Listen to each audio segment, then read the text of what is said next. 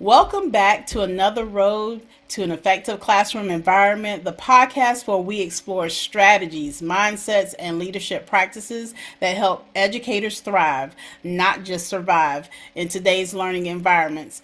I am your host, Dr. Lashawnte, known as the Classy Sassy Consultant. Today's conversation is one that every educator, leader, and school community needs to know right now. We're talking about mindfulness, educator wellness, and how intentional leadership can transform culture from the inside out. I'm honored to welcome my special guest, Mr. Todd Scholl, who brings powerful insight from his work in educator wellness and learning. Today, we'll explore practical strategies, mindset shifts, and what it really means to create environments where both educators and students can thrive. Thank you, Todd, for coming on board today and joining us. Oh, thank you, Lashawnte. It's an honor to be invited and to share some ideas with you and your audience today. Thank you very much for that. And before we jump in, I did want to share with the audience that Todd and we know each other from Conway High School, home of the Conway Tigers. He was slightly older than me, but we were in the same slightly older. We walked the same halls, and then we also had an opportunity to work together at Carolina Forest High School. We were both teachers, and Todd, you taught the media journalism. That's right. Yeah, I taught broadcast journalism. There we go. And he Mhm. did a wonderful job with that. And so it is great to have someone from my hometown. I know you're not from Conway, right? Well, I grew up in Syracuse, New York, but my family moved here in the 80s, 1986, right before my sophomore year, and that's when I started Conway High School. So I was there for 3 years. So- Okay. All And I right. consider this my home now. I consider Horry County my home. So Oh yeah, after that much, it is. yeah, And you live in Myrtle Beach? yeah, I live in Market Common, which is where the old Myrtle Beach Air Force Base used to be. Right, right. That's a beautiful place. Thank So you. that is awesome. So we're just gonna jump right on in now. Just want Great. you all to know a little bit more about Todd before we start into this conversation. So let's go a little deeper into mindfulness and talk about this and what is mindfulness itself. This is a word that's everywhere right now, and Yeah. many educators are still figuring out what it truly means in practice. So, let's just talk a little bit about this. So, for our listeners who may not know yet, can you share your journey and what led you to this work in education, educator wellness, and mindfulness? Sure. I'll give you the very quick synopsis of that. I don't want to bore everybody with my bio, but as you mentioned, I was an educator, and around the early 2000s, I was, feeling kind of overwhelmed, and then added being a parent on top of that. So anybody who's an educator who becomes a parent, and you're a parent, especially of a baby, an infant, Yeah. you know how challenging that can be. It just feels overwhelming sometimes. The days start early, they end early. You don't get much sleep. And so for me, doing that and coaching, and as you probably recall, I was announcing all the home games and, sponsoring clubs and that kind of thing. So I was saying yes to a lot of things and really not saying yes to myself and my own care. And after a while, I just started to get stretched really thin and started to feel overwhelmed. And I think a lot of educators can relate to that, just that feeling of I'm like on this high speed roller coaster and I can't get off because I'm not going to stop parenting. I can't quit my job. I don't want to quit coaching and all these other things that I'm trying to do for young people. And then you just become tapped out. It reminds me of that giving tree. It just kind of gives and gives and gives, and it's hollowed out. And I think we glorify that to an extent with teachers, like the teachers who do that a lot of times get Teacher of the Year and all these accolades and attaboys. And and anyway, so when I became a parent, it was just for me a lot, and became, that overwhelm developed into an anxiety disorder, and I did a lot of the typical things that people do. First of all, I Googled my symptoms. What do I do? And Mhm. being a hypochondriac, I've survived every disease known to man. But I went to therapy, and my therapist told me about mindfulness, and I didn't think it was really for me. It just seemed like it was another spiritual tradition or something kind of woo-woo. And so, but I trusted him, and I tried it, and it didn't really click at first. But over time, like learning how to ride a bicycle or to play a musical instrument, I kept practicing and started to see the benefits of mindfulness. And so that's what helped me stay in my career and to kind of unwind a lot of that anxiety and feelings of being overwhelmed. And so when I had the opportunity back in like 2011, 2012, and was able to go and talk with educators, I started talking with them about the benefits of mindfulness, not only for them, but for their colleagues, their students. And I've been doing that now since about 2011 or 12. That is awesome, and I can totally understand, of course, being an educator and being in this and being a parent, single Mhm. parent, trying to juggle, working from the time that you get into the building until the last game, because Yes. just like you did a lot of clubs in which I sponsored, and so my children, along with myself, we were together and had many late nights, and it can be overwhelming. So Yes. I'm glad that you were able to find an avenue to help you in that process, because that's important for not just educators but for everyone to have an outlet and an avenue to be better physically, Yes. mentally. Hmm. So, Absolutely. all right. So, what inspired your connection to the work being done at the Center for Educator Wellness and Learning? And I pronounced it cool. Is that correct? Yes. Yes. We're Okay. called Cool, CEWL. Cool is Folks can, cool. yeah, well, they can find us at cewl.us or .us, Okay. cool.us. So that center was about 4 years ago. Well, 5 years ago, I started working with the South Carolina Education Association and got to know NEA, the National Education Association, and our state affiliate, and was working with leadership. And we found out about this. It's called the GPS grant, Greater Public Schools grant that NEA can gives out to various states and affiliates.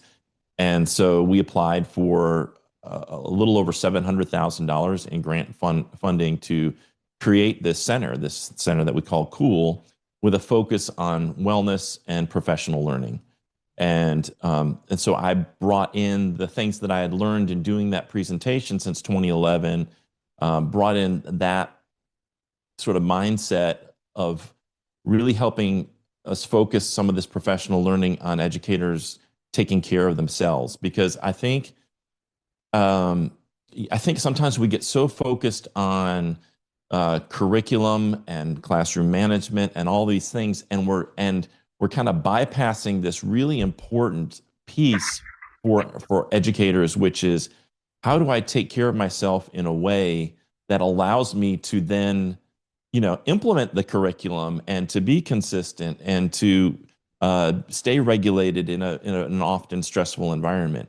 So for me, the wellness piece was really important because I saw so many educators, including my parents, who are both public school educators, invest so much of themselves and into other people, and I felt like we needed to invest in educators and taking care of themselves. So that was a huge focus.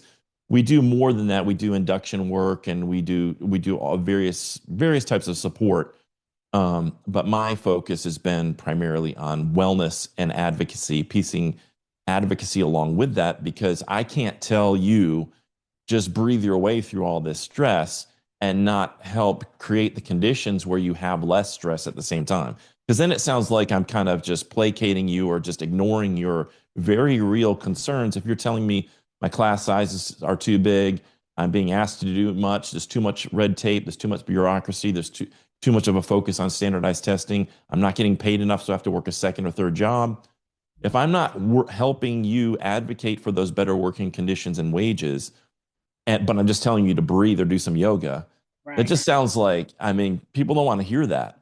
So we kind of cool. We couple those two things together, which is why our mission statement is to improve the inner and outer lives of educators. So the mindfulness piece and the yoga and self-care, all that is the inner piece. And then the outer piece is the working conditions and making sure that educators have the things they need to be successful.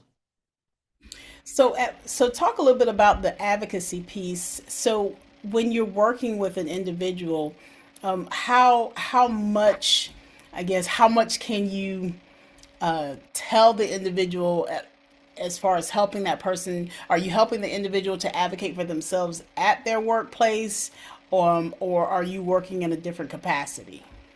So it's not an either or. So it depends on the context.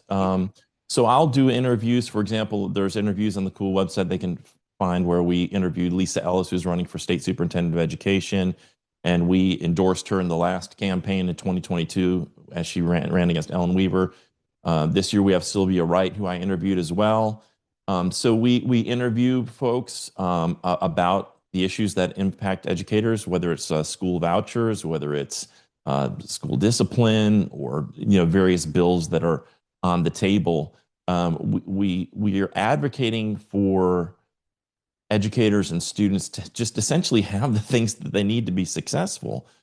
And part of that is, of course, the wellness component, which often gets put in the background because we're so myopically focused on chasing test scores.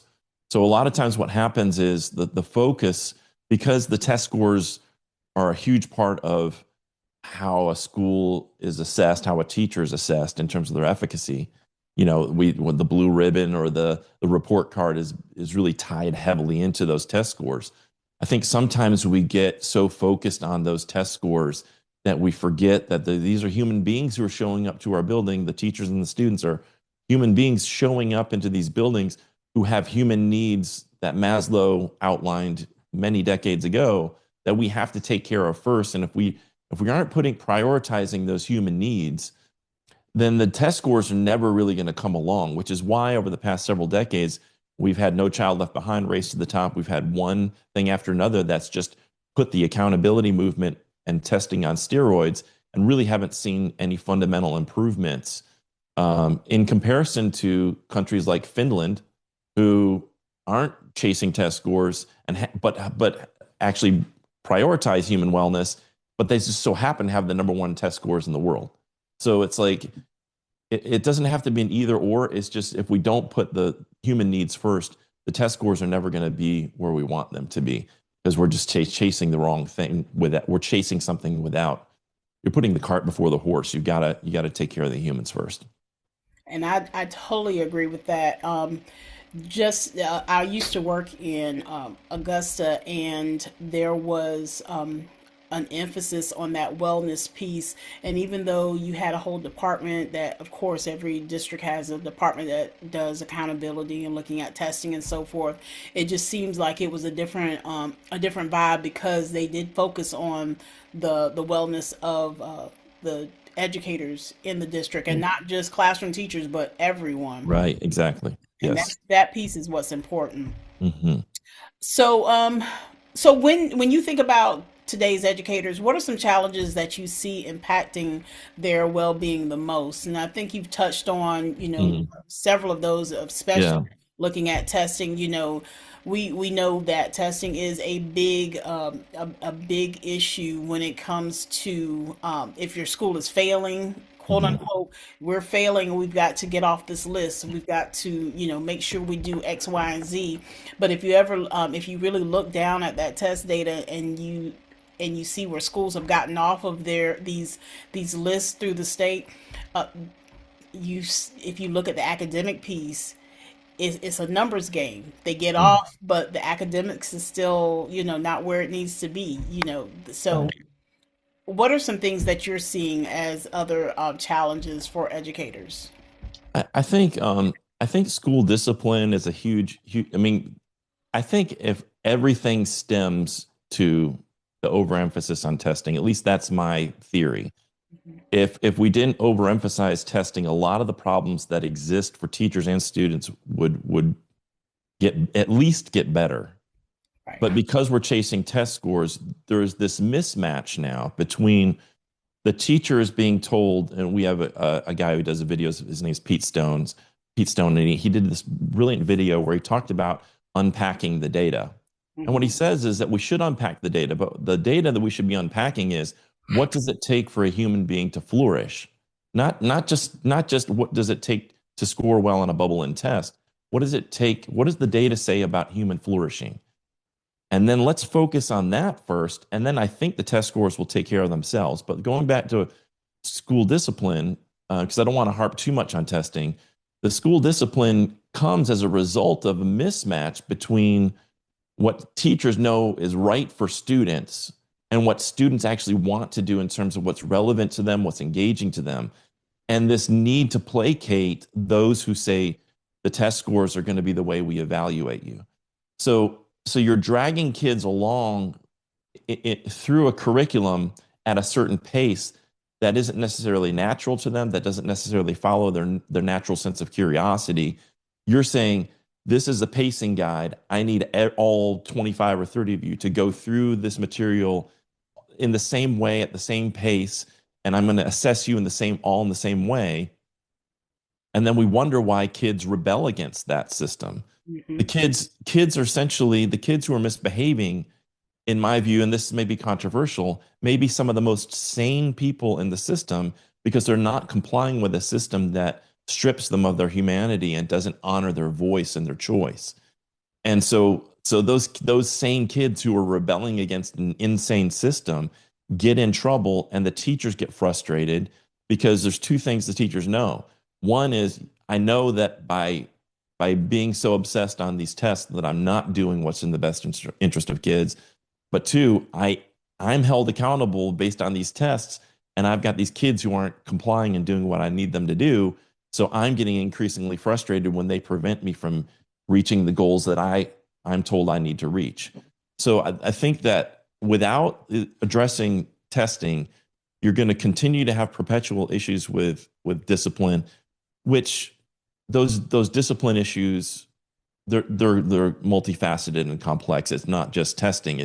It's also family dynamics, community dynamics, the culture that we're immersed ourselves in, technology. You know, you're telling a kid they have this technology all day and all night, and then you're sending them to school and they don't have access to that dopamine hit that they're used to having, and then there's this, they have this frustration.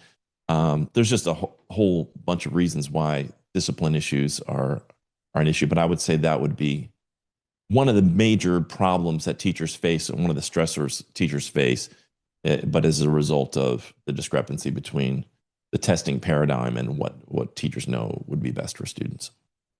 Okay, and I can I understand both of those being at the top of the list, because I feel like those are two that I've talked about also in the past few years of doing this podcast, is just looking at how to curb, discipline issues, and some of it goes back to, really caring and that voice, making sure students Mhm. have a voice in that classroom. So Yes. um, I definitely agree with those two as being challenges. Mhm. So let's talk a little bit more about mindfulness. How would you specifically define that if you were to break it down for our audience? How would you define that for educators and school leaders? So I would ask your audience to indulge me in just a little practice here. Take a moment just to, if it's comfortable to close your eyes, just invite you to do that and take a breath or two and just notice where your attention is. So what are you thinking about? What's going on inside your own mind? And then you can open your eyes. So mindfulness is defined as, and John Kabat-Zinn sort of gave us this definition, but it goes back thousands of years, and it's really important that we don't colonize this and pretend like it was, white men in the West who created this. This goes back thousands of years to Southeast Asia. It's mindfulness is the capacity to pay attention to what's unfolding in your present moment without judgment. So there's two components to that definition. One is, can I bring my awareness, which is like a flashlight, right? I have this awareness. Can I aim that awareness at what's unfolding in my present moment? So right now you're listening to a live stream or a podcast, is that where your attention is, or are you thinking about something that happened earlier today? Or are you thinking about your laundry list of things that you have to do later today or tomorrow? So when you notice that you're doing that time traveling, which is totally normal and natural, that's you notice that and you channel that attention back to here and now. That's part of it. But then the other part of it, which is the real challenge for me anyway, is to drop your judgment around it. We do a lot of resistance. We a lot of times wish the present moment was different than how it is. So we may have something that we don't want, so that's aversion, or we may want something we don't have, which is a craving. So we have these cravings and aversions, and we constantly go through our lives, even when we are focused on the present moment, wishing it were somehow different. And the more we wish it were different, the more suffering we create for ourselves. So the time travel creates suffering because when I think about the past, I'm usually thinking about, as a teacher, what went wrong with my day. And if I'm thinking about the future, I'm thinking about what could go wrong with my day, or what bills I have to pay coming up, or what medical tests I'm going to get results for, or whatever is coming up in the future that could go wrong. So I'm creating suffering there in my mind, but I'm also creating suffering every time it's like, Johnny's disrupting my class, right? That's a reality that's unfolding in my present moment. I'm paying attention to it. I just don't like it. And the stronger I resist it in terms of like, I don't accept the fact that when you teach, sometimes what comes along with that is students who are misbehaving. So the more that I resist that mentally, the more I just feel that anger and that rage building up inside instead of just calmly accepting Johnny's misbehaving. It's a thing that's happening. Let me calmly respond to it instead of react to it with like this yelling and screaming and just overreacting to it. Let me just respond to it. That's what's happening. That requires practice and mindfulness. There's multiple ways to practice that, to learn how to anchor yourself to the present moment and to also drop some resistance around things, especially the things that you can't control. A lot of that sounds like some of the studies. I remember of course, I taught social studies and just talking about Eastern religions, and it sounds a Mhm. lot like it's linked to some of the concepts in Buddhism Yes. and the teachings and so forth. But that's a very powerful definition. Being able to be aware of what's going on around you at that time, and trying to prevent suffering. And we know as educators, we come in, I tell the teachers all the time that I support, we know that you are humans. You come in with you just argued with your spouse, or you had Right. to talk to your kids before coming in. So we come with all these different things, but once you get into that classroom, those children are looking at you, and they need your attention. So Yeah. how can you really get yourself to a place where you don't allow what's happening at home, what's happened at home, or what's happening with your boss, if you got in an argument with the boss, you know, being able to lay those things down in order to be an effective teacher. So Yes. mindfulness definitely sounds like a strategy that should be in every school, every district. I definitely think it's really for anybody who's a human being. I do want to caution that there are different ways to approach mindfulness. So one of the ways that is very common you'll see is people having some type of meditation practice. And you had mentioned Buddhism, and it goes back to these rishis in India like 2,500 years ago. I mean, it's thousands. These kind of practices are thousands of years ago, and a lot of times, like I was mentioning in the beginning, I thought, this isn't for me. I'm not Hindu. I'm not a Buddhist. So it's really not for me. And so I know that there are people who are Christian or atheist or whatever who are like, that's not in my Venn diagram. I'm not doing that. And I hear that. I had to understand that it really was the mindfulness is just really a psychological practice. It's about understanding how our minds work. And really, this is mapped really well onto modern neuroscience and psychology and our understanding of how we can undo some of the anxiety and depression and other mental negative emotions that we experience these practices, when we can stop the time travel and lay down some of this resistance, what can emerge from that practice is this sense of well-being and peace, which is what I think we all want to feel that, right? So Yeah. if there's a logical way for us to investigate how our own minds work so that it is not pulling us around, with all these thoughts and worries and regrets and shame and guilt and all this stuff. If it's not pulling us around and yanking us around, and we actually can cultivate um, this capacity to recenter ourselves and ground ourselves, this results in my experience and a lot of other people's experience, greater moments of joy and peace because you're clearing the sky of the things um, that create your own suffering.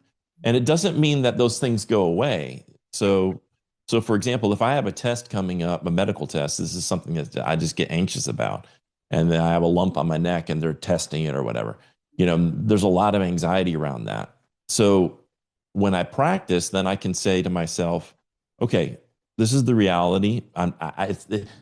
My practicing mindfulness doesn't make the lump go away or doesn't change whatever the results are going to be, but it changes the inner conditions of how I'm relating to this experience.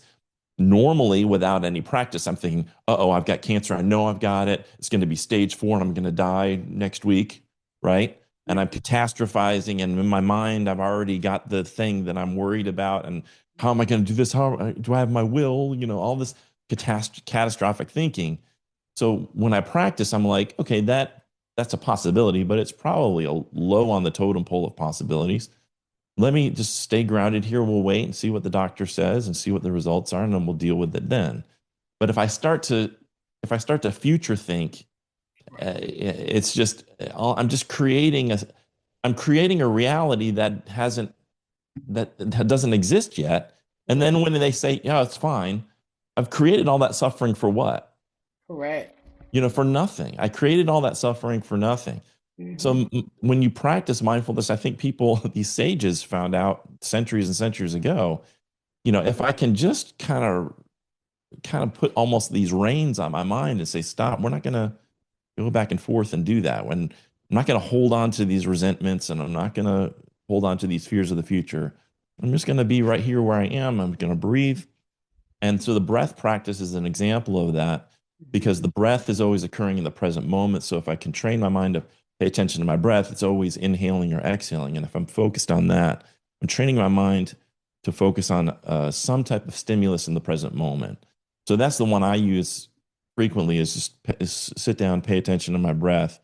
And then then I'm able to slow down enough to notice those thoughts come up, like those worries and regrets and resentments and things. They come up, and then I can just observe them. I can just watch them. I can label them. There's a worry. There's a resentment. And then I can allow them to pass through my awareness, and then I can come back to my breath. And that's the training. And then that maps onto, I'm in traffic and I need to be somewhere, and now I'm going to be late, and I didn't want this traffic. So I can be in resistance to it and get pissed off, and my blood pressure goes up. Or I can just be like, this isn't what I wanted, but this is part of the experience of driving sometimes. Drop my resistance to it, play some music, and enjoy the trip. It's the same. I'm going to be late either way. Correct. So, right? And Yeah. it's the same thing. It's the same experience in our teaching. When the principal says something, you get a nasty email from a parent, whatever happens that you don't want to happen, you can be in resistance to that, but it's happened. So how are you cultivating this sort of your space inside to react to these things? And you see so many teachers get burned out because they get hyper reactive to everything that comes along, and understandably so. It's a hard job. But if you're not practicing, you're not building up the muscle of paying attention to the present moment without resistance, you're just going to get into a vortex of stress all the time, because you're dealing with human beings, Correct. principals, co-workers, students, parents, and these human beings are just not automatons. They're not going to do and say the things that you want them to do all the time. And so you're going to be in either resistance to that, or you're going to accept that Mhm. and then just respond in a way that's regulated and grounded and is actually more effective in the long run.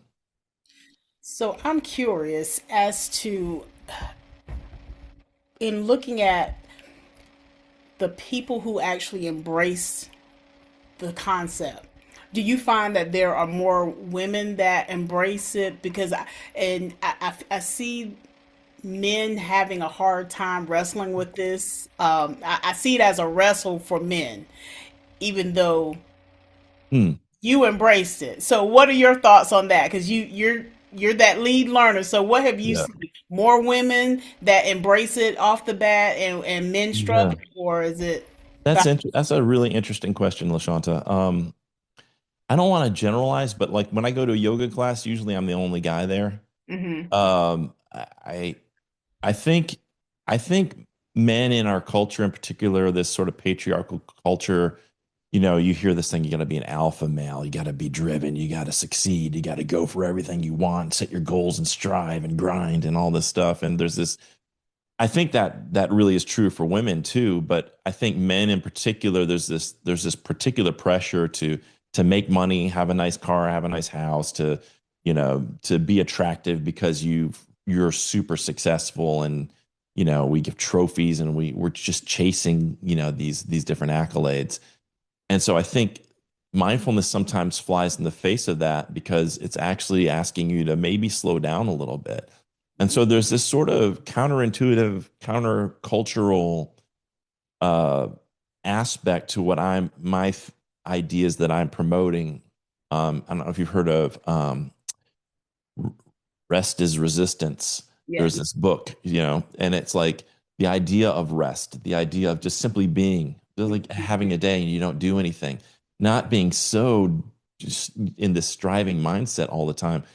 But I think that like if you look at sports, for example, it's very much like just this strong drive you can't even be second place. You gotta win it all or you're nothing. And so I think there's this inner narrative that for men and women that if I slow down, if I maybe do less, that somehow I'm less because our culture maps a human being's value onto their productivity.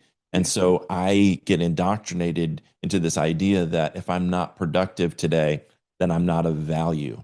And I think this does tremendous harm to our mental and physical well-being. And I think we don't, it's like, we tell kids this from like a very young age. We see, like when I was young, we didn't have travel ball. Now it's not enough to play ball for a season. You got to play it year round and you've got to every weekend and all the time. We're going to spend all this money and drive all over the place and do this travel ball stuff. And you're going to have straight A's and you're going to win every accolade and you're going to be, this and that. And then they get to college and it's the same mindset. And then they get to a job and it's the same. I got to climb the ladder. And, and then they finally get to retirement and they realize, wait a second, 75 to 80% of my life just went by. And now all I was doing was chasing the whole time. And now I'm 65 Mm-hmm. and I don't have the same kind of youthful energy to travel and do the things to do the things I want to do. So now I'm just going to relax. But it's like, why do we have to wait until we're in our senior years Right. to embrace rest, to embrace quiet and this stillness? I think that is just an outcome. And you told me I could get political here, so I'm going to. It's an outcome of this sort of hyper capitalism mindset where, like, it starts with the stock price of a company, and these CEOs have to chase new profits, new ways to get more money into the system, and I think that trickles its way down to schools and to just our mindsets, which is we got to do more, we got to be more. And I think that, not to get too philosophical here, I think some of that stems to our fear of death. We're all afraid of our own extinction. And so the more that I can achieve in this life, the more tangible I feel, the more real I feel, the more like immortal, I feel like, because I've won all these awards. And even when I die, people are going to know I was the man, you know? So to answer your question, I think I have noticed there are more women that come on these retreats for sure. It's about 80 to 90% of the retreat participants when we do these mindfulness retreats are women and in yoga classes. So I think um, there is more receptivity to it with women. But I don't think I know 100% sure why, other than yoga is presented in the media as feminine. And most of the time when you see like a yoga class or a meditation class, a lot of times it's women going to those classes. Um, and I think that's changing, and I'm hopeful that what's interesting is in the monasteries in Asia, it's almost all men, right? Right, The right. Dalai Lama and all that, it's all men. So it can be very patriarchal in some places, but I do think the overall resistance to it a lot of times is because it's counter to the what the culture is asking us to do. Good explanation for that. I just, I've seen some of the I almost signed up for a mindfulness retreat, but then I saw it was in the woods. Lashawnte, that is actually a common thing for us because we do these retreats in the mountains of North Carolina usually, and in rural mountainous spaces. And people see that, and if you're not if you haven't been to those spaces, like you haven't been someone who can't grew up camping or Right. going on hikes in the wilderness, this can be very intimidating for people. Um, you Every single time though, when people come who have those reservations, once they're there for a few hours, they kind of you can see them almost exhale, like, oh, okay, the bear's not going to eat me. I'm going to be okay. You know. Right. Um, Or a so I snake just want to foot encourage people. Yeah, or a snake. I've only seen one snake on retreat, so I don't know if that's gonna help encourage people to go, but I've only seen one. Okay, well, and I know you've been on many, many, many. So, Yes. Yeah. uh, I may eventually sign up. I, Yeah. I'm almost there. I almost feel like I'm getting to that point. Yeah. I would encourage you to do it. And there are a lot of there are online retreats you can do as well. But I really encourage every educator, if you see a retreat, Hmm. and we started our retreats because in South Carolina and North Carolina, the problem was that in order to go to a retreat, you'd have to fly out to California or up to New York or somewhere, which wasn't affordable for most educators because then you're having to get your flight, Right. babysitter, dog sitter, whatever accommodations, and the retreats are usually $2,000 or $3,000. So like, nah, I'm not doing that. Or they might be close by, but they're a Buddhist retreat, and if you're a Christian or atheist or whatever, you may not be comfortable, Hmm. with a specifically Buddhist retreat. So we created ours as a secular, very affordable and close by retreat. Our retreats are usually $200 or $300 for 3 days. So, and that's because we have a grant money to support it. Okay, sounds great. I'm gonna look back into it again. Good. All right, so let's talk a little bit about the classroom culture and looking at mindfulness. And so, how does mindfulness impact classroom culture and student outcomes from what you have observed? Okay. So there's two ways to approach this. One is there are administrators, and I don't want to throw them under the bus, but there are administrators and there are even some educators who want to do explore mindfulness because they want their teachers and students to comply. I mean, that's really what's underneath it. It's like maybe if I get them to breathe and chill out, then they'll stop complaining and they'll behave better, and so I'll have greater compliance with what I'm trying to do here as a school leader. If that's your approach, I get it, but it's really the wrong approach. And that's not really mindfulness. That's just really kind of brainwashing someone to be compliant. Mhm. I'm not into that. So Right. what I'm into is waking people up to be aware. Mhm. So I want people to be aware and to understand how their own minds work and to see more clearly what's going on in their environment. And if I do that, if I coach you to practice mindfulness or a student to practice mindfulness, they may actually have more complaints, or not necessarily complaints, but have more to say about the environment that they're in because they're seeing it more clearly. And now they have a clear idea of how they're being exploited or mistreated, and, are going to be more demanding of change. So mindfulness really about, in terms of changing culture, yes. Can it help you stay more regulated? Yes. Can it help you like scream less and be more grounded and respond instead of react? Yes. Can it help? It helps with a lot, like you to deal with the stresses of teaching for sure. But it shouldn't just be, it shouldn't be about trying to get people to calm down, because sometimes when you see things clearly, that it doesn't necessarily calm you. So Mhm. we carry, we talk a lot about being trauma informed, and you're Yes. carrying a lot of that pain from your past.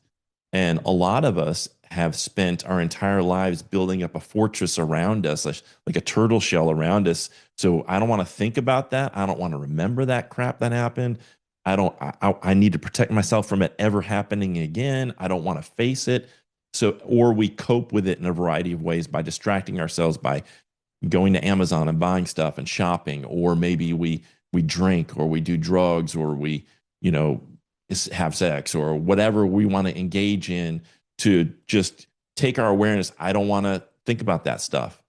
Mhm. So mindfulness, if we're practicing it the right way and we really are interested in healing, it really is about carefully confronting our reality so that we can heal and move forward in a way where with that shell can be broken down a little bit, and I can step into my authenticity and be who I really am in this world and show up as a healed person in this world, so that I'm not then transferring that pain, that trauma on into my relationships, whether it's with my spouse or my siblings or my students or my coworkers. Like, I'm actually showing up in the world as a healed person instead of a fortressed person.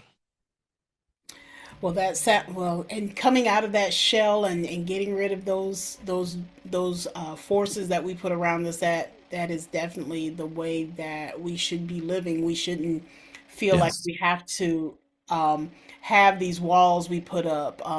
I talked about walls in one of my earlier podcasts, and just as a administrator, a first year administrator, coming in and just putting those walls up and just saying, okay, you can't know who I am, you just have to follow, do what I say, do, and so forth. But that wasn't me, but I felt Yeah. like I had to do that. So Yeah. our educators, they may have walls that they put up. Our children, if they have walls that they come in with. But Yes.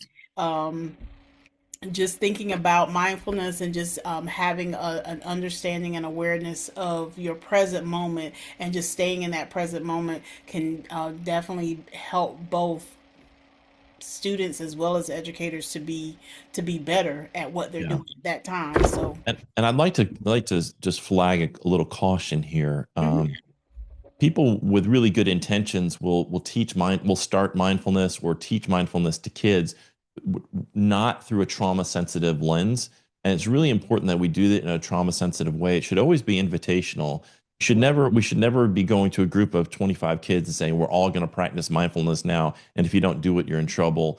And Right. even with educators, it should be invitational. And it Exactly. should also we also need to take a lot of care, because sometimes if I'm dealing with pretty heavy trauma and I go in and let's say I do a breathing practice and I'm quiet and with my thoughts, that can become very overwhelming. And it's similar to, like, if I've got a hurt knee and you tell me, hey, you should try jogging, and I go out and it's hurting, and I keep running on it, I can really injure myself.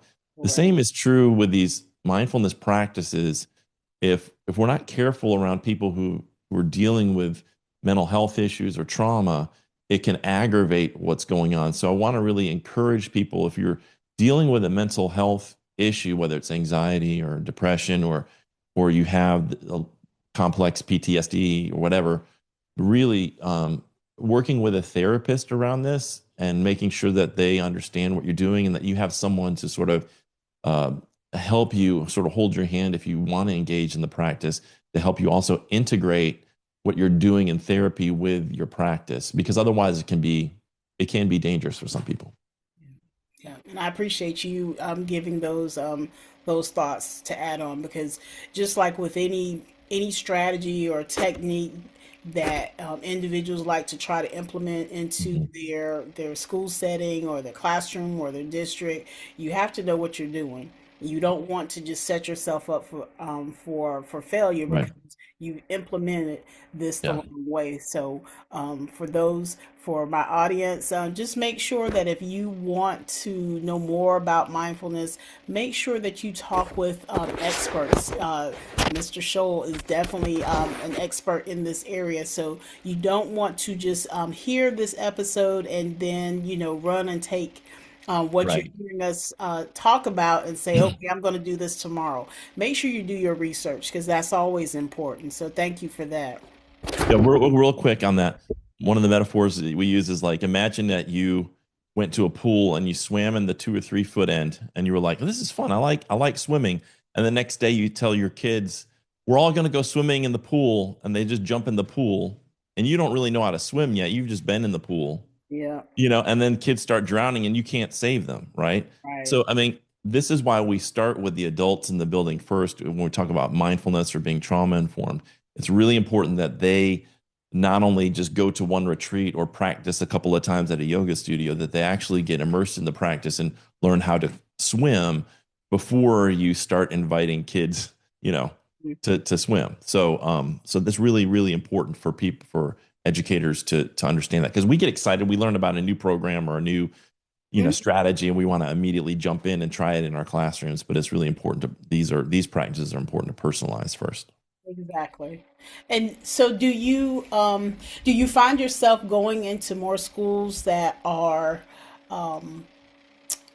have more poverty as far as the students, most of them are free and reduced lunch, or their discipline within the school is at a high level, and administrators are trying to figure out how they can best serve the students and helping to decrease.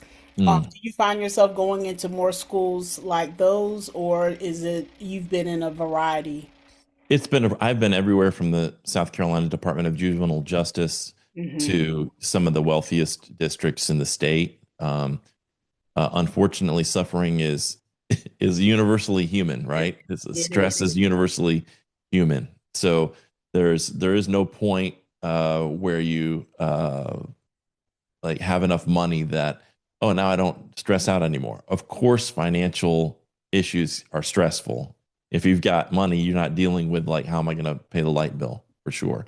But I've been invited all over the place, and it's needed all over the place. But one of the things that I see happen, going back to our discussion on testing, is these districts and schools that are also managing high levels of poverty are often under a microscope, because the test scores, we know socioeconomic and conditions and test scores are strongly correlated. 80% of test score results can be predicted by socioeconomic conditions, and yet we want to pretend like that doesn't really matter. You just have to try harder. You just have to pull yourself up by your own bootstraps. And Mhm. yes, there's some truth to that. We don't want to have a poverty of expectations for any child in our public schools.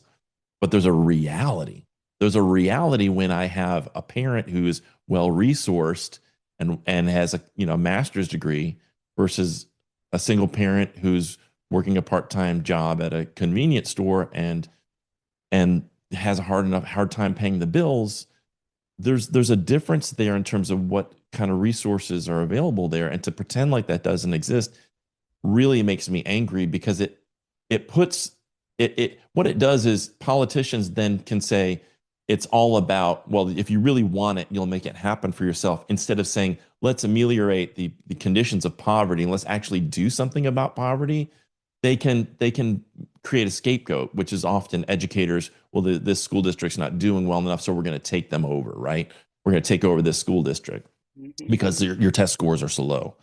Irregardless of, or regardless of whether what the strategies have been. I mean, it's kind of like saying, well, let me just say this. So, what happens in a lot of these districts who are dealing with poverty is they really emphasize the test scores Mhm. because they're under threat of being taken over. So now they're all about just rigor, rigor, rigor, and we're going to strive, strive, strive, and we're going to uncover everything. We're going to make kids, we're going to take away recess. We're going to take away all these things, and we're just going to, really push these academics on these kids. And then they get further alienated from education because now it's like there's nothing in there. Like their entire day is about kill and drill to get ready for these tests. And then the teachers, a lot of teachers don't want to go teach in those districts Right. because of that. They don't want to paint by numbers, right? Unless So they're getting an extra 5,000 to come. right, exactly. Well, but then how long does that last? Do you really build a veteran bench with bonuses, or do they just go to the district to get a job and then go to the neighboring district that pays more the next year or 2 or 3 years later Mhm. when they have some experience and a vacancy opens? So it's those districts wind up really overemphasizing the tests, and then there's not as much room for the stuff that we're talking about because like we don't have time for that. Like we're really drilling these kids on this the test prep stuff. So yeah. So I I agree. everybody needs it. I agree. I agree. Thank you for answering that for me. So, what is a one mindset shift that you wish every educator could adopt tomorrow? Slow down. Slow down. Yeah, we're going too fast. Yeah. We're going the rate of change um that we're being asked to sort of integrate is not keeping up with how fast human beings evolve.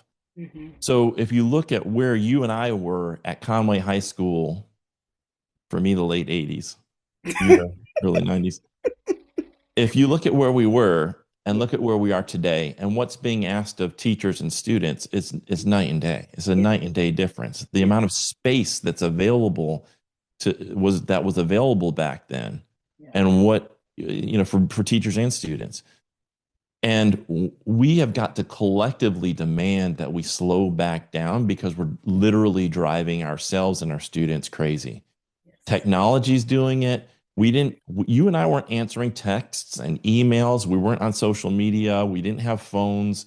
You Mm-mm. know, we were kids. Yep. We were allowed to have a childhood experience. Yep. And yes, there were academics and yes, there were demands and things like that, but it's just a different environment that our kids and our teachers are in right now. Yep. And if we don't collectively demand to say, listen, we don't want to get off the train, but the train's got to slow down because we can't keep up and be healthy. Yep. We can't keep up and enjoy the precious life that we have. We only have this life that's unfolding. And you're telling us from morning to night, from bell to bell, you got to be driven towards this particular goal that you didn't even set. Hmm. Like the state or the district set these goals for you, and you have no choice in it other than maybe a few little, like, how do you teach the unit on Lincoln? Like, can you do something creative within that context? But you've got to get the kids to this certain point at this certain time.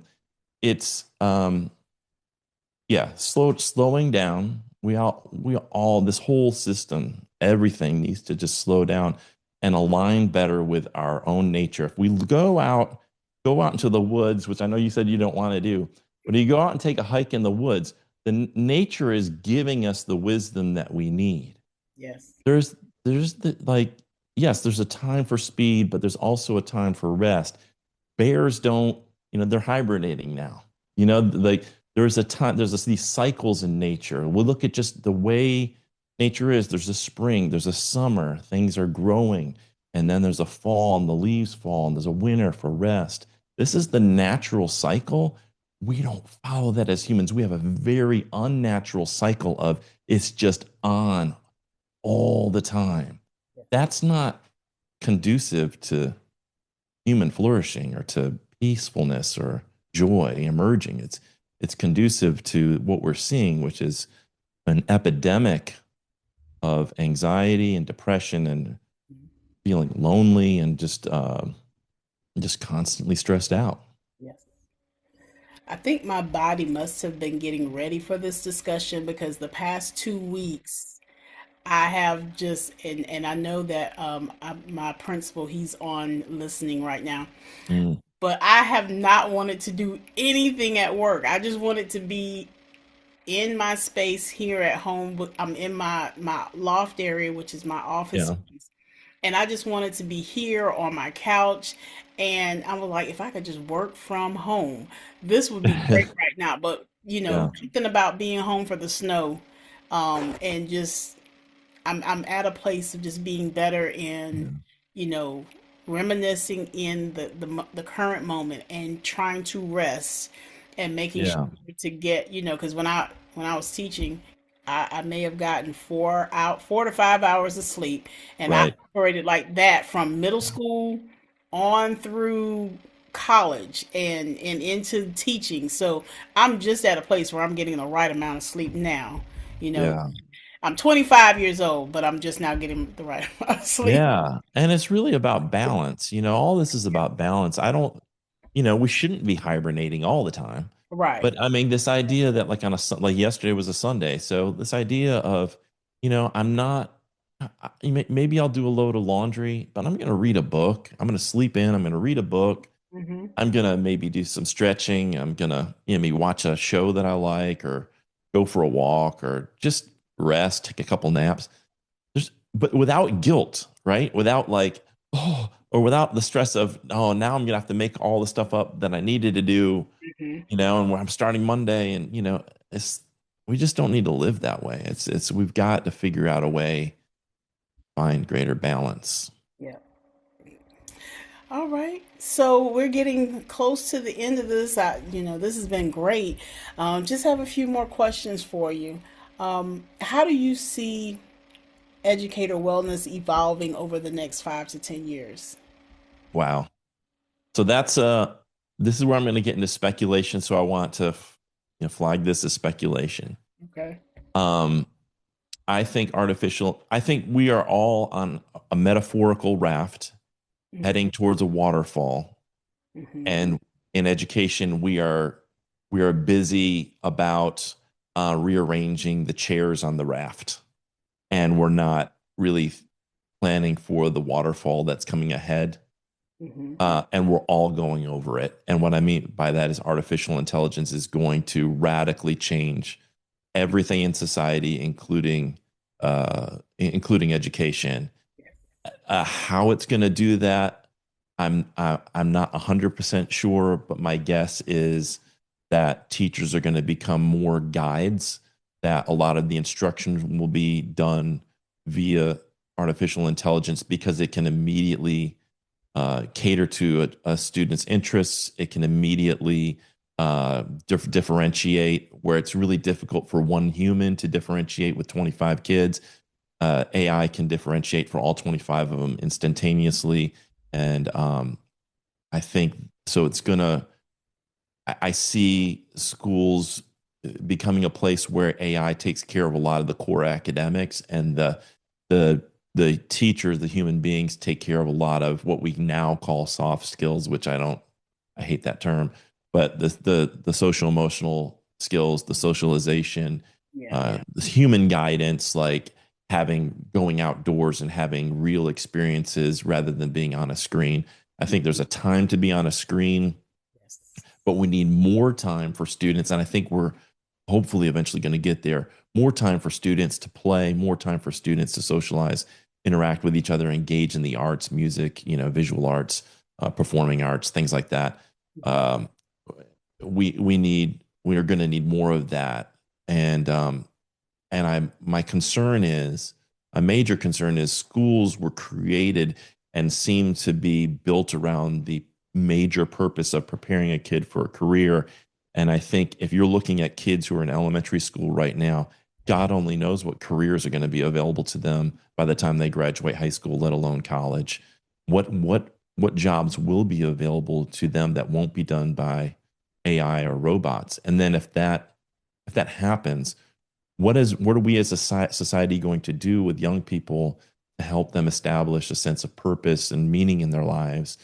How are we going to make sure that they are able to manage all of their personal finances? Are we going to need a universal basic income or something like that? I don't have the answers to that, but we're not talking about it nearly enough because it's coming faster than I think most people realize. I think we're looking at, when you say 5 to 10 years, I don't think we have more than 10 years before we're reaching to the point where AI is radically, I mean, like in ways we can't imagine, radically changing society, including schools. I agree with that. I've sat in on several um, presentations at different conferences about AI, and Mm, to be honest, up until about, I think maybe it's been 2 years ago, yeah, I did not even want to talk about AI. I was afraid of AI. I'm like, yeah, oh my goodness, I'm not gonna. I still want to work. I'm gonna be out of a job. I didn't use any mindfulness strategies in order to not spaz yeah, out about it. But yeah. I just thought AI was a dirty word until I began to research it for myself and actually sitting Mm, in some authentic conversations with people who had done their research, and they knew how to present it so it yeah, wasn't so scary. So, but yeah. I agree. I think AI is going to have an impact on um, Right. it's what we do in Which is classroom. just another reason for us to go back to prioritizing the things that human beings need to flourish, because we Right. need those things. We need those things whether AI takes over these jobs or not. We Correct. need to know how to be grounded, regulated. We know how to cultivate joy and peace within ourselves, no matter what happens with technology. So Correct. that's why I think the side effect of it is if we actually did that, the test scores would go up, but we don't trust that. We don't trust it at all. Yeah. We think that we just got to be hammering it, and it's just counterproductive. Yeah. The system in place is just Yeah, it's not user friendly right now, and correct. hasn't been for a while. Yeah. But those of us that have been in it, and we are in it Mm. for our students, we try our best to make sure Yes. that they have healthy experiences. So Yeah. And it's important that I say that too, because sometimes people hear my critique. I did a documentary called Rehumanizing School, and it's not that I don't think the educators, even the administrators, are the problem. I think it's the system that yeah, we find ourselves in, and we're trying to make the best of the circumstances and the system that we are immersed in. yeah, What we have to do collectively, administrators and classroom teachers and even parents, we need to get together, because I think we all agree we've got to change the system in ways that benefit our students' long-term social, emotional, and physical health. yes, exactly. Exactly. So this is our final question, and then I don't see any questions in the chat. Uh, no, no questions in the chat as of yet. But this will be the final question, and then you'll have and then share with us with the audience about your podcast. Want to give you space to Okay. talk about that and what platforms they can find you on. So Sure. Sure. the last question, and then you can do all of that. Okay. Okay. Okay. Good. Okay. Cool. You're Got good. it. Got it. So, what legacy do you hope your work in wellness and learning leaves behind? Mm. I come, I think I'm trying to come from a tradition of Thoreau, and there's a modern writer named Wendell Berry who I'm just learning about, um, who see this wonderful miracle of life that we're given. We're given this one opportunity to be conscious and awake and alive and to experience the world. And most men lead, I think Thoreau said, lives of quiet desperation because we're chasing after what these material things, and we're missing the richness and the vitality of life in the natural world, and we're get going at such a speed. And if you don't mind, I would like to just read this poem that struck me that kind of will give you an answer to your question. And Okay. it's by Wendell Berry. I've been very stressed out about things that are happening in our world, in particular our country, and I think other people probably feel the same way. And I get immersed in it, and I doom scroll, and I get really nervous about the future for my kids, and if I am lucky to have grandkids one day, what their future is going to be like. And then I have to stop and disconnect from all of that and go for a walk or just sit outside. And so this poem, it's not that long. It's called The Peace of Wild Things by Wendell Berry. It goes, when despair for the world grows in me, and I wake in the night at the least sound in fear of what my life and my children's lives may be, I go and lie down where the wood drake rests in his beauty on the water and the great heron feeds. I come into the peace of wild things who do not tax their lives with forethought of grief. I come into the presence of still water, and I feel above me the day blind stars waiting with their light. For a time I rest in the grace of the world, and I'm free. I love that. I love, I love poetry. Love poetry. I'm a poet, and that is beautiful. I love Yeah. So that's Wendell Berry, and that's the legacy I hope to leave, is for more people to just be able to spend their lives feeling just immense joy Mhm. and equanimity and peace, because this is a one chance to live, and it's such a, I mean, to wake up each day and with gratitude for that, and to celebrate life, and to enjoy other people, and to enjoy nature, and just music and arts and things and books. Mhm. Um, what an awesome opportunity it is, and we just need to configure our systems around maximizing our capacity to live in that joy. I love it. This has been awesome. I love this the way you ended, and I'm gonna have to look up that Wendell Berry. Wendell Berry, yep. Wendell Berry. I'm gonna have to look him up and pull some of his poetry because that was beautiful. And I enjoyed our discussion, and I want to give you the opportunity to talk a little bit about your podcast and what platform it can be found on, and then we will close out. I hate to close All out. right. Yeah, This has been so relaxing. This has yeah. been Thank you. relaxing and calming. You have the Yeah. voice for it too, and then just your concepts. I feel like you were teaching mindfulness as you were talking. Well, thank you, Lashawnte. So people can learn more about our center at CEWL.us. So cool, CEWL, our Center for Educator Wellness and Learning, .us. And all the live streams that we do are on there. You can find us on Facebook. Look for Center for Educator Wellness and Learning. We also live stream to the South Carolina Education Association, and I do want to give them a shout out, because the Cool wouldn't exist without a grant from NEA and the support of the South Carolina Education Association. So if you're an educator and you're not a member of an advocacy organization, look in. You can go to jointhescea.org. You can join. You're joining the NEA, the SCEA, and your local association. You get that liability coverage and a whole bunch of benefits, and you can help work with us to create the kind of school systems that all educators deserve and students deserve. We deserve so much better than I think the systems that we have and the pay that we're given for the importance of the work that we do. So if you want to advocate together, I encourage everybody to be a part of that organization. People can find me on Facebook at Todd Andrew Scholl. I do have a TikTok too. I don't. I think it's at Todd Scholl. I'm not sure, but just look up Todd Scholl, Scholl. I'm more than happy to, if folks want to reach out to me, it's my name, toddscholl@gmail.com.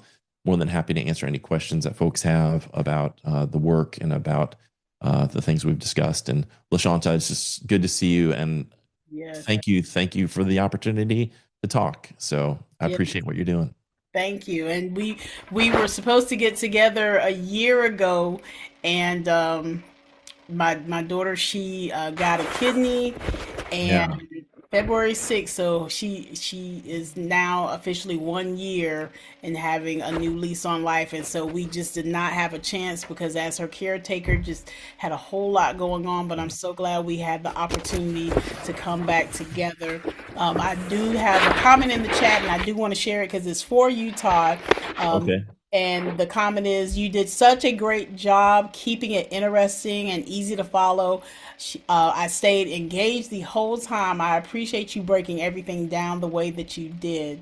Oh, thank you. I think it was Taisha. Thank you, Taisha. And I saw Craig on here. Thanks to you, to them for listening. I this long. I appreciate it. Oh no, um the interviews are meant to be at least about an hour. Typically, Oh, I'm on for about 30 minutes when it's just me giving strategies and so forth, but it's meant to be about an hour. So everyone knows what they're in for when they come on. And then and I agree with Ms. Nolan that this has been interesting, and it's just been very calm oh, and relaxing. So I'm going to further look into those retreats.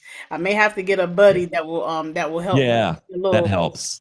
That helps. Yeah. help keep me a little grounded, because me and outdoors do not get along at all. The mosquitoes. I just look. I have to do Yeah. some mindfulness now because I got to calm down from thinking about the outdoors. But I'll Yeah. look into that. So. Thank you again, Todd, for sharing your You're welcome. wisdom with us today. This conversation reminds us that effective classrooms begin with healthy, supported educators, and mindfulness isn't just a strategy, it's a foundation for sustainable leadership.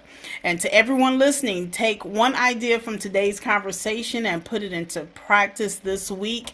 But make sure that you're doing it for yourself only. Do not throw this out. This is not something to just begin doing if you are an educator. Again, as we said earlier in the episode, please make sure that you reach out if you want to implement strategies. You don't want to do anything that is contrary to what has been discussed in this session. If you enjoyed today's podcast, be sure to subscribe, leave a review, and share this conversation with an educator or a leader who needs encouragement right now. This is the road to an effective classroom environment. I'm Dr. Lashawnte, known as that classy, sassy consultant, and I am reminding you to lead with purpose and cultivate culture and continue growing on your journey. Have a wonderful day.